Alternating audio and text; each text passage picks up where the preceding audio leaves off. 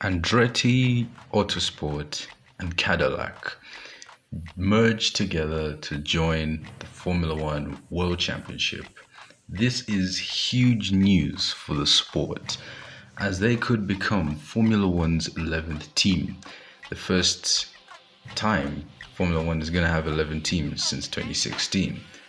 A team Andretti that's in IndyCar, it's got a huge brand in IndyCar, especially in Formula E, the all-electric racing series, and the other all-electric racing series, Off-Road Extreme E. Andretti coming to Formula One is huge for the sport, and I think a lot of us are quite happy that there's going to be an 11th team.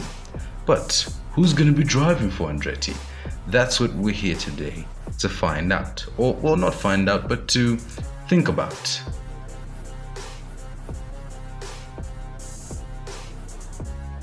Starting off with number one, Colton Herta. This is almost an obvious choice because Colton Herta, well, who has been rumored to come to F1 for a number of months now, or probably years, or since 2021, I guess, he is a favorite to join Andretti in Formula One because, well, he's talented, he knows how to drive a car, and of course he's part of Andretti's IndyCar team for the Gamebridge Honda outfit. Now, Colton Herta, the young American, has already tested a Formula One car when he was with McLaren at, well, the Portuguese's favorite track, the fast-flowing, the undulating Portimao. And people were quite impressed with his driving of this McLaren MCL35, I think it was. Yes, the MCL35. People were impressed. McLaren themselves were impressed that Colton Herta was driving it, and everyone else was impressed by his driving because he looked to be driving it so smooth like he had before. And I mean, he's an IndyCar driver. IndyCar is in some ways harder than Formula One because IndyCar equal machinery, and they race on, well, very bumpy surfaces, and, well, performance levels are the same. Sometimes depends on the setup, but Herta is good, especially his racecraft. In 2020, at the Indianapolis road course with Rinus VeeKay battling it out, and, well, they battled for a number of laps. And I mean, from the footage itself, and I think I did watch this race in 2020, it was a very good battle. Clean as you like. If only F1 could be like this sometimes. Let's just not go far into that. But also, Colton Herta has got a number of wins on his IndyCar CV. And Long Beach is one of those tracks, well, not 2022, but 2021, where he, well, kind of dominated the race. But yeah, that's Colton Herta for you. Our next candidate is, of course, Daniel Ricciardo.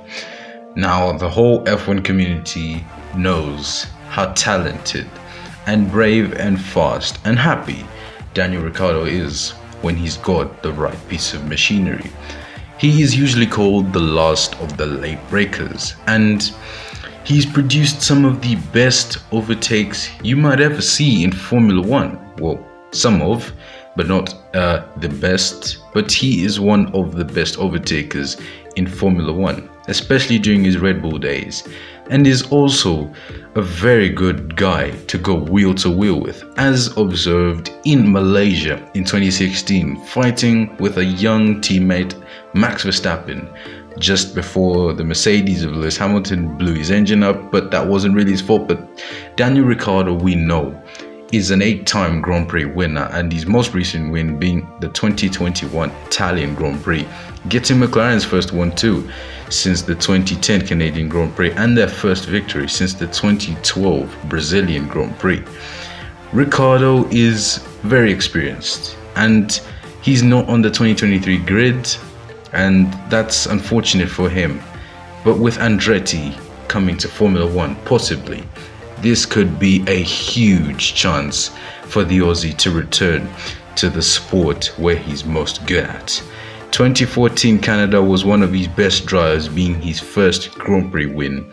And I do hope to see this guy back in Formula One, because that's where he deserves to be and nowhere else. He deserves to be in the pinnacle of motorsport.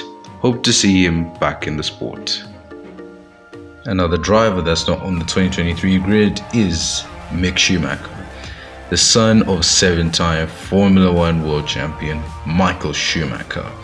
And Mick Schumacher, we all know, has had a rough season at Haas 2021 and 2022.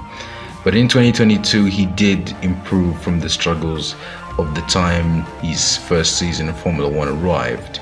He scored decent points, including a great battle with Lewis Hamilton at the Austrian Grand Prix. And well, British Grand Prix and Austrian Grand Prix, his first points consecutively. He also battled Max Verstappen towards the end of the race because Verstappen had a damaged car. But Mick Schumacher, who was once part of the Ferrari Driver Academy, had, well, the team helped him to get to Formula One, and he didn't just do that. He claimed the Formula 2 World Championship in 2020, which was, well, his path or his, well, route, I guess I could say, to Formula One.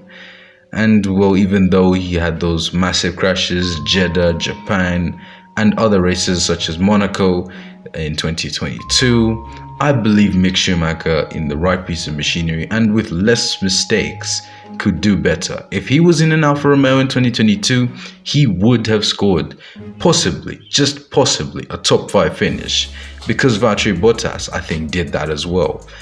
And Mick Schumacher, we all know, has got that talent, but just the Haas isn't the worst car, but it isn't the best car either. But Mick Schumacher, this could be a last opportunity or another opportunity to come back to Formula One, with Andretti looking for drivers. We don't know who's going to drive for Andretti at the moment, but I do hope that one of these three mentioned could be in the sport. We don't even know. It could be some other drivers. We don't expect it all. Andretti is on its way to the Formula One World Championship, but many Formula One teams don't seem to be welcoming them to the sport.